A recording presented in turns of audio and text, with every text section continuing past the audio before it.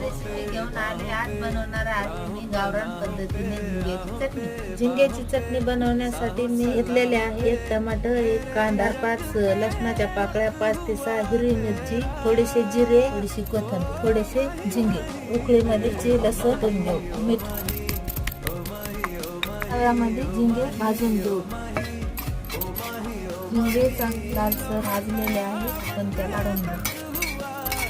तव्यामध्ये 2 चमच तेल टाकून घेऊ. थोडे जिरे, याला कांदा टाकून. कांदा चांगला परतून झाला, टमाटर टाकून घेऊ. तर मिरची सुकलेली याच्यात अर्धा चमच हळद टाकून त्याला चांगलं मिक्स करून घेऊ. चवीनुसार थोडं मीठ टाकून घेऊ. झिंगे टाकून घेऊ.